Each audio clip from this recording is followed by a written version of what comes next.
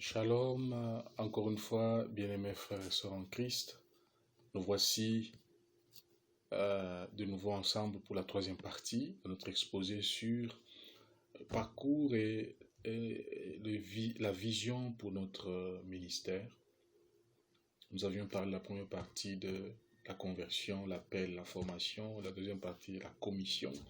Troisième partie, là nous allons parler du début de l'œuvre que le Seigneur nous a donné de faire et notre vision. Alors, rappelons d'abord en passant que la loi de Dieu, c'est de recevoir un homme, appelé de Dieu, de former par Dieu dans son école. Dieu a une école. 3. Un homme confirmé par Dieu, un homme commissionné par Dieu, et puis un homme conduit par Dieu. Ces 5 conditions ici doivent être réunies. Le serviteur de Dieu là, doit être appelé de Dieu, formé par Dieu, confirmé par Dieu, commissionné par Dieu, conduit par Dieu. Donc quand tu dois choisir un homme de Dieu pour qu'il soit ton pasteur, tu dois vérifier ces choses ici. Alors, ceux-là qui ont eu à me suivre tout ce temps, la première partie, la deuxième partie, comprennent que je ne suis pas un parvenu, j'ai un parcours, j'ai une origine, je ne suis pas sorti comme ça. Non, j'ai une origine, d'où je viens, comment Dieu m'a conduit et tout. Donc, et puis je peux relater ça aisément, qu'à telle époque c'était comme ça, à telle époque c'était comme ça, c'était comme ça. Nous avons eu le temps de connaître, de comprendre beaucoup de choses aussi dans ce milieu du message, de la parole de Dieu, car on y est depuis des années, depuis notre jeune âge, depuis Lubumbashi, avant que je ne vienne ici à Kinshasa. Donc, comme je venais de le dire, depuis le 22 décembre 2017, j'étais chez moi, priant, cherchant une orientation du Seigneur pour mon avenir ministériel. Et j'étais à la maison, j'ai prié avec ma femme, mes enfants. On se réunissait, ma femme et mes enfants. J'avais personne d'autre de dehors. Jusqu'à ce que le Seigneur me parlera de plusieurs manières. Et le dernier élément fut le songe de ma femme, comme je l'avais demandé au Seigneur. Parce que j'avais dit au Seigneur, Seigneur, c'est vrai, tu m'as parlé. Pendant tout ce temps que j'étais à la maison en train de prier. Maintenant, Seigneur, si c'est toi, je veux que tu parles à ma femme. Je veux un élément au travers de ma femme. Je ne lui ai rien dit. Je me suis retiré seulement dans mon bureau à la maison, je prie. C'est alors qu'il me dit, non chérie, regarde, j'ai vu un songe. Ah, dis, raconte-moi qu'est-ce que tu as vu. J'ai vu ça. Là où j'étais, j'ai dit, oh, merci Seigneur, c'est bon, c'est ok, je comprends, tu m'as convaincu. C'est l'élément que je cherchais et je voulais que ça vienne au travers de ma femme. Voilà, les choses que je suis en train de dire ici sont des choses vraies et c'est ça la vraie version. Et comme je vous ai dit au début, c'est le temps où Dieu veut maintenant que je parle de ça comme cela. Tout ce temps, je me suis tué, mais c'est le temps où Dieu veut que je parle. Et je l'ai fait de la manière, avec les moyens qui sont à ma disposition maintenant. Vous voyez? Alors, c'est alors que j'ai reçu la conduite de commencer l'œuvre dans ma maison. L'œuvre dont nous sommes en train de parler. Alors, je demanderai un signe de plus au Seigneur.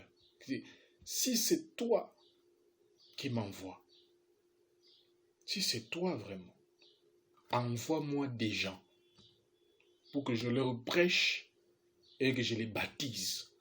Alors, c'est alors que Dieu s'arrangera pour m'amener un frère jusque dans ma maison. Et je lui ai prêché, présentant l'évangile de Jésus-Christ, la nécessité du baptême d'eau.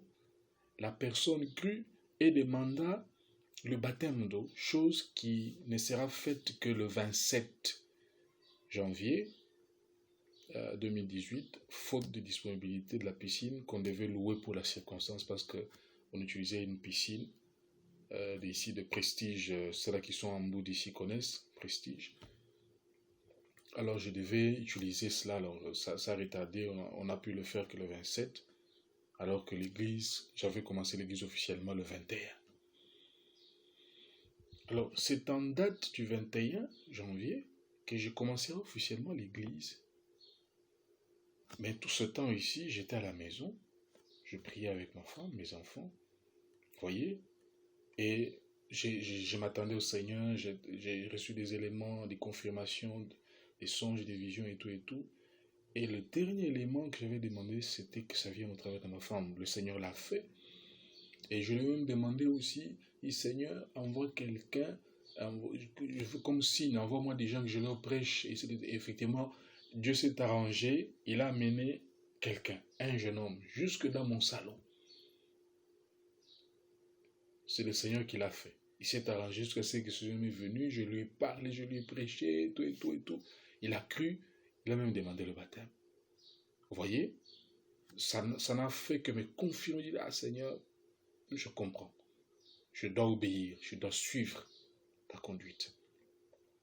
Alors, je commencerai l'église le 21 janvier, officiellement, en faisant jouer d'abord la bande de notre bien-aimé frère Branham, que je crois être le 7e messager à l'église, selon Apocalypse chapitre 1, verset 20, les 7 étoiles qui étaient dans la main droite de Dieu. Alors, j'ai fait jouer la prédication, quelle maison me bâtirez-vous? Là où il raconte l'histoire du jeune homme Peregrine qui avait suivi la conduite du Saint-Esprit pour que l'église naisse à Tucson. Et dans cette bande, il est en train de le consacrer, de prier pour lui, cette bande-là. Donc j'ai joué ça d'abord. C'est après cela que moi j'avais prêché, car je crois dans l'ordre dans l'église corps de Christ. Le messager, comme j'ai l'habitude de le prêcher à mes frères et sœurs dans mon église, le messager, il est comme le chef d'état-major de l'armée, qui est nommé par le commandant suprême, qui est le président lui-même. Et le commandant suprême, le président, peut changer des chefs d'état-major comme il veut. Et les chefs d'état-major sont les 7 messagers des 7 âges de l'église. Et chaque âge, il change. Et dans le dernier âge de l'église, Dieu nous a envoyé encore un chef d'état-major, à la personne de frère Branham, que nous croyons être le 7e messager. Dieu a toujours utilisé un homme. Christ a toujours été le messager, mais il utilise des messagers. C'est lui le messager, l'ange de l'alliance. Vous voyez, mais il utilise des messagers, des humains, des hommes, parce que Dieu a toujours utilisé l'homme comme son agent. Donc c'est une parenthèse. Alors, notons ici en passant que Dieu n'utilise qu'une seule personne, autour de qui viendra le peuple de Dieu prédestiné à soutenir ce ministère, à soutenir cette vision. Ça ne peut pas être l'œuvre de 2, 3, 4, 5, 6 personnes, non. Regardez dans toute la Bible, ça ne marche pas. C'est une seule personne, c'est un seul individu que Dieu prend dans sa main, sous son influence, le conduit et l'amène à faire une œuvre. Donc, Dieu n'utilise qu'une seule personne, autour de qui viendra le peuple de Dieu prédestiné à soutenir ce ministère, à soutenir la vision que Dieu donne à cet homme. Nous avons une vision que Dieu nous a donnée, que l'on doit véhiculer, on doit transmettre.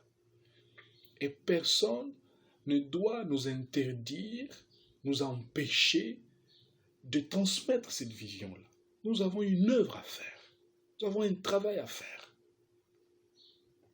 Alors Dieu a commencé à envoyer des gens petit à petit pour qu'on leur prêche, pour ensuite les baptiser dans l'eau au nom du Seigneur Jésus-Christ. Ici, je n'ai pas le temps de vous montrer les photos, mais je prends toujours soin d'écrire, de répertorier tout ça. Tel jour, on a baptisé telle personne, il y a des photos, ainsi de suite, ainsi de suite. Et j'avais pris soin, quand j'ai commencé l'œuvre, officiellement, j'ai écrit à mon pasteur, je lui ai fait ci, j'ai dit, mon pasteur, comme je vous avais dit là que je suis à la maison, en train de prier, que Dieu me conduise, et voilà, il m'a conduit et je dois obéir pour faire ce qu'il m'a dit de faire. Je commence l'œuvre dans ma maison. Quand j'ai baptisé la première personne, je lui ai envoyé des photos par WhatsApp. Avec des choses que j'avais vécues, je n'avais plus confiance en personne.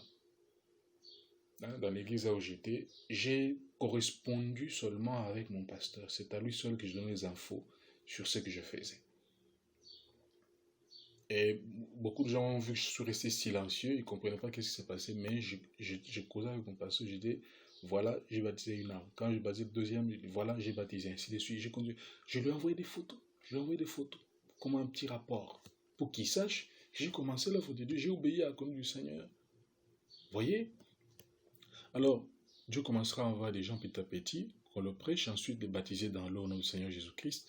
D'autres venant d'autres églises à qui Dieu parlera et les enverra vers nous, car nous pouvons affirmer que nous n'avons jamais essayé de tirer par force quelqu'un vers nous. Nous ne l'avons jamais fait et nous ne le ferons jamais. Je connais ma position. Si Dieu m'a donné un ministère, une vision, je sais qu'il a déjà prédestiné un peuple pour venir soutenir cette vision-là, et ce peuple-là viendra. D'une manière ou d'une autre, conduit par le Seigneur, les brebis du Seigneur viendront autour de ce ministère, autour de cette vision pour la soutenir. C'est la volonté de Dieu. Et je connais les principes de la parole. Je n'ai jamais été coupable d'avoir divisé une église. Je n'ai jamais été coupable de faire le prosélytisme, aller tirer les brebis d'une autre église pour les amener dans l'église là où je suis. Je ne l'ai jamais fait, je ne le ferai jamais.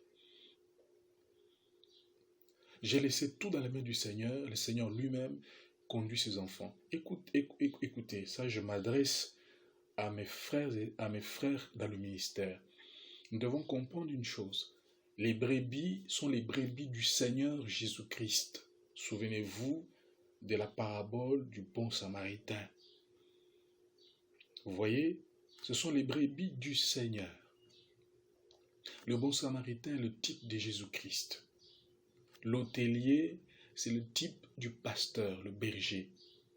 Le bon samaritain amène la brebis, la personne là, chez l'hôtelier, l'hôtellerie qui est l'église, là où il y a un hôtelier qui est le pasteur, et il lui donne 2 deniers pour qu'il puisse prendre soin de cette personne-là jusqu'à son retour. Voyez, les 2 deniers là, c'est la parole et l'esprit que Dieu donne aux serviteurs de Dieu, aux pasteurs, pour prendre soin des brebis.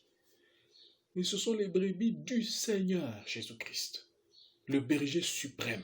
Nous ne sommes que des petits bergers que Dieu envoie ici sur la terre parce que Dieu a besoin d'un homme pour travailler. Mais le berger suprême, c'est Jésus-Christ. Et les brebis là sont les brebis du Seigneur.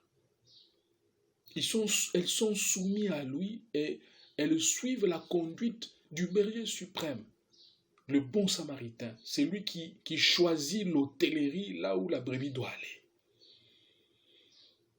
Les enfants de Dieu doivent être conduits par le Saint-Esprit. En tant qu'enfant de Dieu individuellement, je dois être conduit par le Saint-Esprit. Il y a la conduite en tant que l'Église, mais après, moi individuellement, je dois être conduit par le Saint-Esprit. Je dois être libre de marcher avec la conduite du Saint-Esprit, faire ce que Dieu me dit de faire, aller là où Dieu me dit d'aller. C'est une parenthèse. Les brebis ne nous appartiennent pas. Ils appartiennent au Seigneur Jésus-Christ et il les conduit comme il veut. Mais seulement si Dieu te donne un ministère, une vision, il enverra des gens autour de toi. C'est inévitable. C'est ainsi que vous allez voir, la relation entre brebis et berger, c'est basé sur la confiance, sur la révélation. Quand Dieu donne la révélation à quelqu'un que tel est ton pasteur, Même si cette personne se trouve à Maluku, il va la suivre. Pourquoi? Parce que c'est la révélation, c'est la confiance que la personne a envers cette personne-là. Pour aller soutenir ce ministère-là, cette vision. C'est inévitable, frères et sœurs. Alors, donc, comme je dis là, je n'ai jamais été coupable d'aller prendre quelqu'un, le sortir de là où il est pour lui dire, alors viens chez nous. Je ne l'ai jamais fait, je ne le ferai pas. Parce que ce n'est pas ça l'œuvre de Dieu. Moi, je prie. Même des fois avec les bébés avec moi, des fois j'ai prié, je dis Seigneur, même si le Seigneur m'a révélé quelque chose, je dis Seigneur, parle-leur. Seigneur, parle à ton fils, parle à ta fille. Et puis je reste calme et tu verras le Seigneur parle à la personne. Il lui dit, mais pasteur, regarde, j'ai vu ça. Je dis oui, c'est ok, j'avais prié que le Seigneur te parle. J'aime les choses qui sont faites par la conduite du Saint-Esprit. C'est facile à gérer et c'est merveilleux. Alors, à ce jour, le nombre de baptisés au TEP avoisine, donc TEP, ça veut dire Tabernacle de l'Épouse-Parole, avoisine les 70, ainsi de suite. Parce que d'autres aussi, nous avons baptisé, mais ils sont partis ailleurs pour telle ou telle circonstance. Et je vais même préciser ici, même la première personne que nous avions baptisée au Tabernacle de l'Épouse-Parole, Dieu s'est arrangé parce que c'était juste un signe que j'avais demandé au Seigneur. Si c'est toi, les tout derniers signes que j'avais dit, Seigneur, c'est toi, je veux, tu me montres, envoie quelqu'un que je lui prêche, alors je croirai que c'est toi, qui veut que j'ouvre une église. Et il l'a fait. Et dès qu'on a baptisé cette personne, la personne est restée avec nous 2 ou 3 dimanches, et puis paf, la personne est partie. Quelque chose s'est passé dans la famille, ils ont déménagé, ils sont partis vers Bassina. Vous voyez? J'ai compris, c'était juste un signe que le Seigneur m'a envoyé. Mais le frère n'était pas présent à rester avec nous, non, c'était juste un signe. Il est parti à lui. Et Dieu a envoyé d'autres qu'on a pu baptiser, ainsi de suite, ainsi de suite. Donc, voilà. Nous sommes à peu près, les gens qu'on a baptisés, c'est 70 quelques. Et plusieurs fois au cours de cette année 2018, dans l'année où j'ai commencé l'église, nous avons voulu quitter ma maison. Parce que comme j'ai dit là, j'ai commencé l'église dans ma maison. Nous avons voulu quitter la maison pour aller louer et tout et tout. Le Seigneur a dit non, restez encore dans la maison. Parce que j'ai encore des choses à faire, parce que ma volonté n'est pas encore accomplie pleinement. Jusqu'à ce que le Seigneur montrera dans des visions que Dieu veut, selon sa volonté, il faut d'abord que mon salon soit rempli, que même la véranda soit remplie. Et bien aimé, c'est arrivé. On est arrivé des moments, des dimanches, c'était plein dans mon salon, c'était plein dehors. Et j'aime des choses originales comme ça, des choses qui commencent dans l'originalité et dans ma maison. Ça a commencé comme cela. Alors, pendant que nous continuons à servir le Seigneur, nous avons vécu une effusion du Saint-Esprit dans la maison. Le vendredi 13 avril 2018, alors que c'était une journée de prière, j'ai prêché sur la série de réunions sur Élie et Élisée. Le Saint-Esprit est tombé dans la maison. C'était merveilleux. Et le dimanche 15, le Saint-Esprit est tombé encore dans la maison. Quelques mois après, soit au mois de juillet, parce que la première effusion c'était au mois d'avril, au mois de juillet, le 13 juillet, le 15 juillet, c'est tombé encore sur nous. Là, cette fois-là, nous prêchions sur l'Esprit du Seigneur est sur moi, pour montrer que l'Esprit qui était sur Jésus-Christ doit revenir sur l'Église. Et l'Esprit est tombé sur nous, mes bien-aimés frères, c'était magnifique. Ça, je cite juste les choses en passant rapidement, parce qu'on ne peut pas prendre tout le temps, sinon ça sera trop long.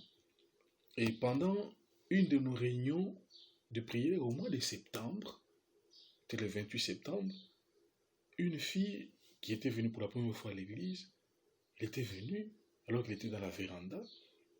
C'était un vendredi, c'était le soir, mais l'Esprit est tombé là, on était en train de prier. La fille là a commencé à manifester et tout. C'était l'esprit des morts qui était sur elle. Et l'Esprit a dit, mon serviteur, cette fille ici, elle est déjà morte, elle est déjà partie. Là, si je Je n'ai pas le temps de vous montrer les photos, vous allez voir. Il était parti, il était morte. Dans mon salon. Et c'est l'esprit des morts qui est sur elle. Prie pour elle, rappelle-la. Sinon, elle est en train de partir. Et sous l'instruction du Saint-Esprit, j'ai demandé, il s'appelle comment? C'est la première fois qu'il était venu. Et on a rappelé à la vie. Il est venu à la vie. On lui pose la question, ma fille, tu étais où? Il m'a dit, j'étais loin, j'étais en train de partir. Oui, tu étais en train de mourir, tu étais en train de partir. Et cette fille-là, nous l'avons baptisée dans l'eau au nom du Seigneur Jésus-Christ. Alors, vers le début du mois d'octobre, le Seigneur nous avait conduits pour qu'on aille vers Mitendi là-bas pour prêcher la parole de Dieu, puis on a baptisé. Évidemment, c'était une famille aussi qu'on a vu, qu'on suivait déjà depuis des mois. Ils étaient dans une autre commune, et puis ils sont partis là-bas. Donc on a continué à les suivre jusqu'à ce que Dieu a permis que nous puissions baptiser 12 personnes. Et on a commencé aussi une œuvre là-bas, ainsi de suite. Donc c'est juste en passant. Alors, donc vous voyez là que Dieu nous a donné une vision de l'œuvre que nous devons faire. Quand on a commencé, l'église, n'est-ce pas, tabernacle de l'épouse parole, c'est une vision que Dieu nous a donnée. Alors j'aimerais un peu parler rapidement sur notre vision au tabernacle de l'épouse parole. Parce que notre appel, notre vision, c'est un appel missionnaire. Dieu nous a appelés à prêcher la bonne nouvelle dans le monde entier. Nous le disons avec toute humilité et le Seigneur le fera tel qu'il l'a dit. Voyez, c'est une œuvre missionnaire. Et c'est pourquoi nous disons que nous appelons Centre missionnaire international pour le réveil de l'épouse parole. Et là, nous avons donné le nom à l'église sous le document Tabernacle de l'épouse parole. Voyez? Alors, rapidement, j'aimerais parler dans quelques mots sur notre vision au tabernacle. Quelle est notre vision? Nous nous sentons libres de proclamer que nous n'avons pas d'autre Dieu que le Seigneur Jésus-Christ, notre seul Dieu et Sauveur, qui demeure le même hier, aujourd'hui et éternellement. Nous croyons, comme Dieu a envoyé à Jean-Baptiste, selon Malachie 3, verset 1, pour annoncer la première venue de Jésus-Christ, de même notre frère William Marion Branham a été envoyé dans notre génération, selon Malachie 4, 5, 6, avec un message qui précède sa seconde venue. Son ministère prophétique a été confirmé par Dieu lui-même au travers des nombreux signes, prodiges qui accompagnèrent sa vie. Voir les Écritures, Luc 17, 30, Jean 14, 12, Hébreux 13, 8, et la révélation de la parole de Dieu pour ce temps de la fin. Son message, donc le message que Dieu nous a envoyé au travers de Frère Branham, est le retour à l'original, au vrai christianisme biblique de la Pentecôte.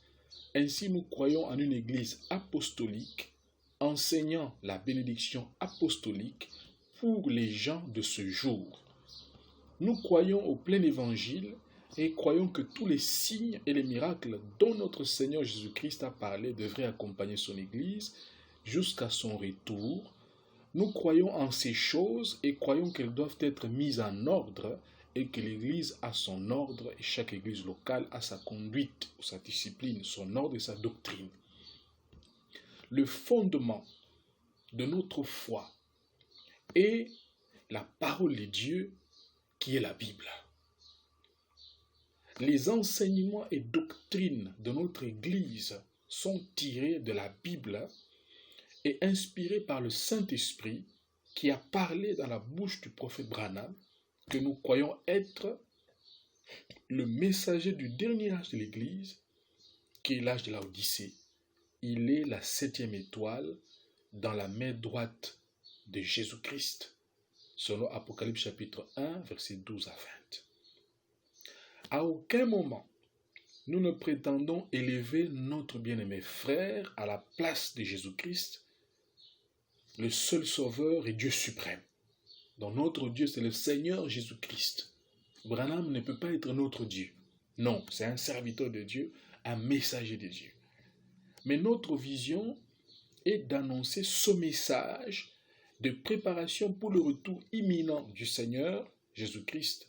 Et cette Église épouse, née de la volonté de Dieu, manifestée pour ce temps de la fin, doit s'unir à la parole révélée afin que par la pluie du Saint-Esprit, la sémence parole parlée se reproduise selon son espèce. Car Jésus-Christ viendra prendre pour l'enlèvement une épouse parole dans l'apogée de la dernière vague de réveil des fils et filles de Dieu adoptés, arrivés à maturité. Arrivés à maturité.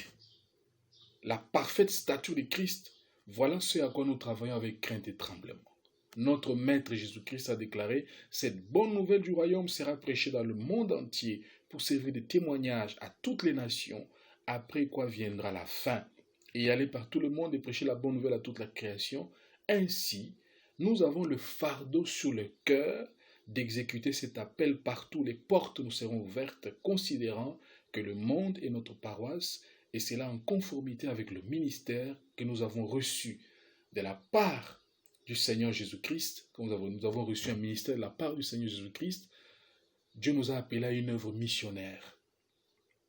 Je connais ma place, je connais mon rôle, je connais mon ministère. Voilà notre vision. Et là, nous pouvons conclure ici en lisant une citation de Frère Branham qui dit « Nous n'avons aucun autre credo sinon Christ, aucune autre loi sinon l'amour, aucun autre livre sinon la Bible. Et Christ est le chef. Et la Bible est notre manuel et le monde est notre paroisse. » Que le Seigneur Jésus-Christ vous bénisse richement.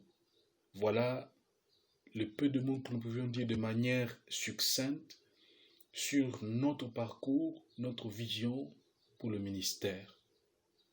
Et là, vous l'entendez de ma propre bouche, moi votre frère, frère Timothée Kazadi, qui est pasteur, responsable, mandaté par Dieu pour l'église tabernacle de l'épouse parole. Voyez, que le Seigneur Jésus-Christ vous bénisse richement, que la paix soit avec vous, au nom de Jésus-Christ.